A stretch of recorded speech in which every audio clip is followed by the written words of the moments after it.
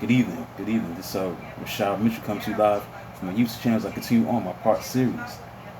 The week that was college football history in review, the 1959 college football season. Now I'm on week 3 of the 1959 season, October 3rd.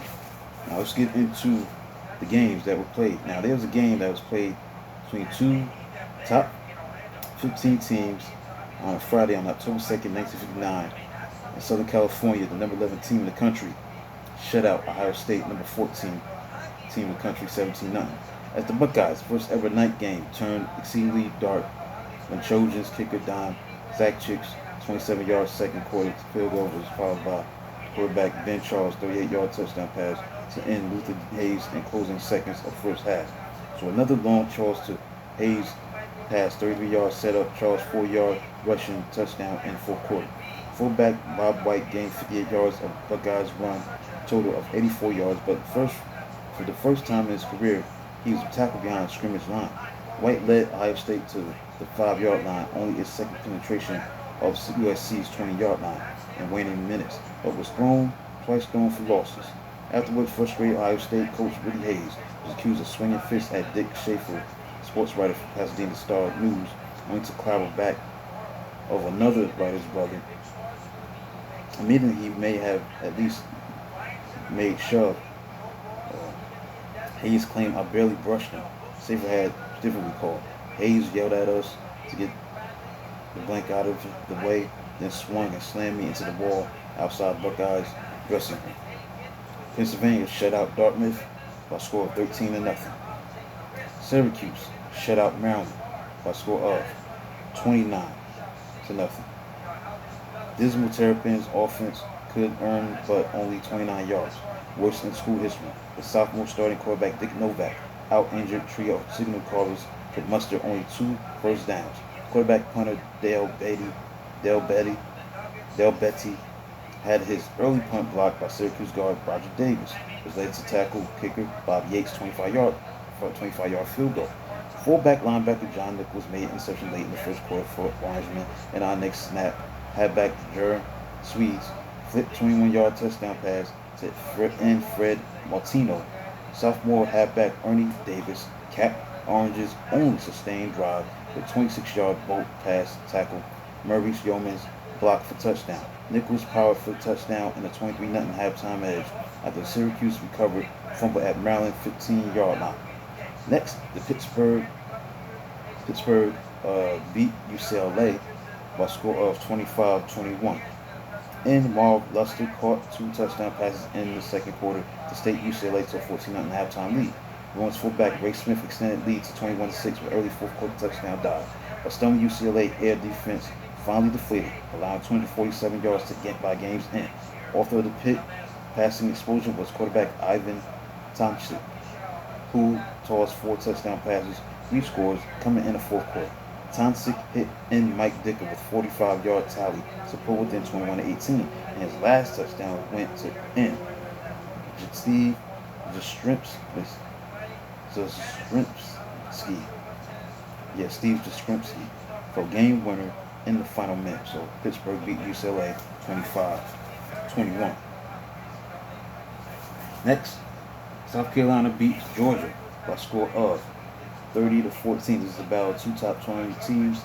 Georgia was ranked number 13 in the country, and they lost to number 16 South Carolina 30-14. As the Gamecocks defense forced 4 fumbles, blocked punt to set up new starting fullback Phil Lavoie, who had 77 yards on 14 catches for 3 touchdown runs and a 2-point run. Carolina guard Jake Botkin blocked punt and made fumble recovery, while tackle Ed Pitts fell on 2 fumbles. Gamecocks led 16-0 at halftime. High school Georgia air game, led by quarterbacks Fran Tarkenton and Charlie Britt, mysteriously was held to 1 yard in the first half, but came back in the second half, clicking for 2 touchdown passes. Halfback Bill McKinley's 6-yard catch from Tarkenton late in third quarter. Halfback Bobby Towns and stride grab of Britt's long toss that went 53 in closing moments. Tied between Alabama and Vanderbilt was 7-7.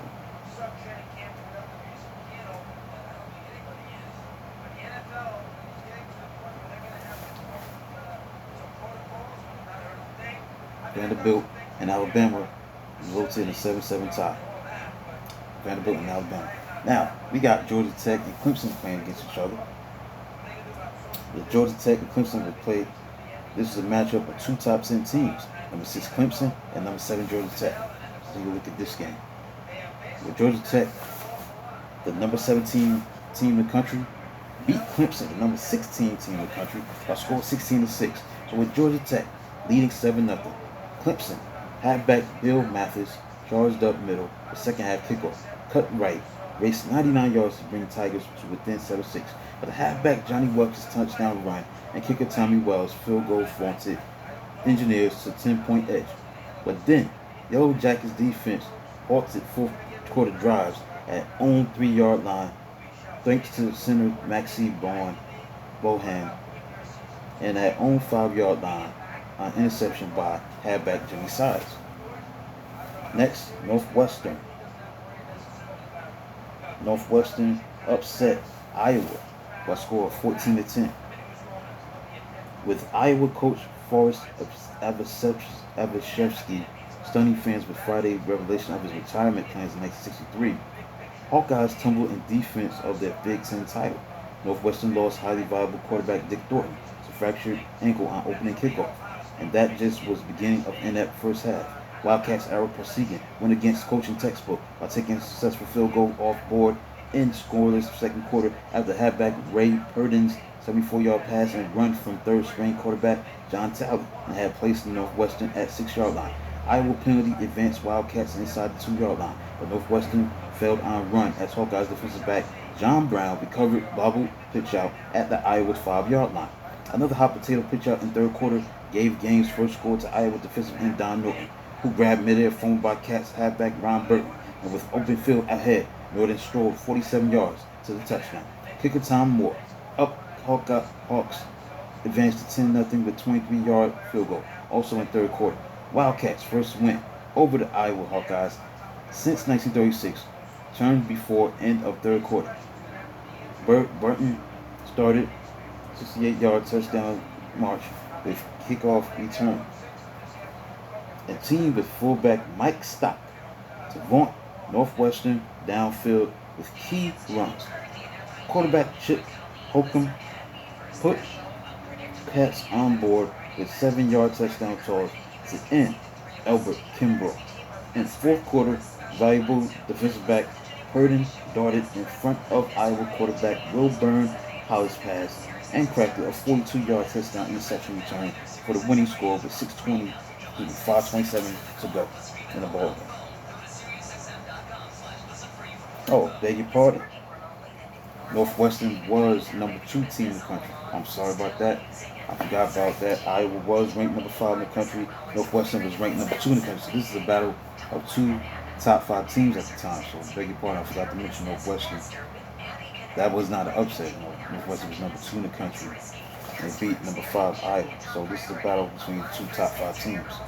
So one of the most important matchups of that week 3 of October 3rd, 1959. Yes, so Northwestern, number 2 team in the country, beat number 5 Iowa 14-10.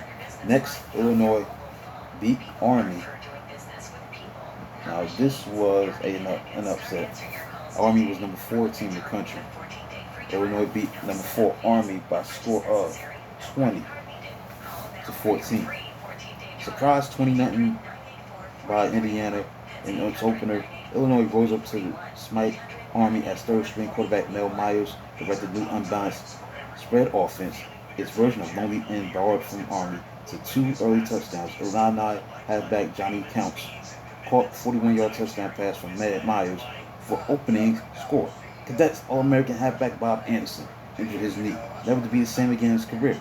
While by Illinois guard linebacker Bill Burrell start on both sides of the ball, Anderson coughed up kickoff fumble that led to the second quarter Illinois touchdown by fullback Jim Brown.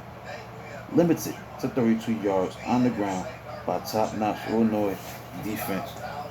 Army took to air and tallied fullback Jim Connor's short touchdown run and quarterback Joe Caldwell's 21-yard touchdown pass to end Don Usry. Next, Purdue beat Notre Dame. Is this an upset? It looks like. I don't think Purdue was ranked. Yeah, number 8, Notre Dame was ranked. They were upset by Purdue, 28-7. Always fight up for game with Irish. The Boilermakers visited fourth defeat in 6 years upon Notre Dame. Purdue fullback Bob Jarvis powered to 2 touchdowns, big part of a 21-0 halftime lead. Then Notre Dame quarterback Don White threw a 39-yard touchdown. Threw 39 yards to end Monty Stickles and 25 yards to fullback Jim Crotty, just poised Crotty, for a short third quarter touchdown. Inspired Irish moved in deep into Purdue in on next set of downs, but was stopped by interception by quarterback Bernie Allen, who relieved first half running star quarterback Ross Fickner, whose dash to 16 yards had sparked the first touchdown drive. Now you got 2 plays after Allen's interception. Little Boilermaker halfback Jim Tiller iced the final result with 74 yards of a touch for the touchdown sprint for 21-7 margin. Now, we got the Southern Methodist and the Navy matchup coming up. And this was another upset. Southern Methodist beat number 15 Navy by a score of 20-7. Fullback Mike Hackney had 57 yards rushing, caught 28-yard touchdown pass. Quarterback Don Meredith on the first possession by SMU, but Meredith was held to 56 yards in air rest of the way. Navy countered with a 61-yard drive, second quarter capped by a touchdown plunge on fullback Joe Madalavich. Pony quarterback defensive back Ken Lowe grabbed interception at Navy 19-yard line in the third quarter to launch Meredith's short touchdown run. 13-7, SMU advanced. Desperate middies failed to score from SMU 2-yard line, and later quarterback Jim Maxfield drove Navy to 17-yard line in last minute. But Mustangs halfback Tyree Willimon grabbed interception and sped 95 yards for a clinching score. And last but not least, we got the Arkansas Razorbacks beating Texas Christian. Was this an upset? No. I don't see no team was ranked in this one. So we got Arkansas beating Texas Christian and it was by a score of 3-0. As wider goalposts served as a wonderful target after Arkansas third string quarterback kicker Freddie Akers had been required to practice his field goal tries, shooting at previous year's narrower width, with help from older quarterback James Monroe, who fielded a short snap and rainy goal of Fayetteville. Akers nailed 28-yard three-pointer for the game's only score. But Texas Christian slightly outgained Razorbacks but lost 7 turnovers. With the clock running down in the fourth quarter, desperate Frogs reached Hogs 35 and 23-yard lines, but lost fumble and quarterback Don George's pass was intercepted by Arkansas star center linebacker Wayne Harris. Now that concludes a look at the week that was, week 3, October 3rd, 1959. And again, it was played on October 2nd on Friday, Southern California beating Iowa State 17-0. Let's look at the AP poll as of October 5th.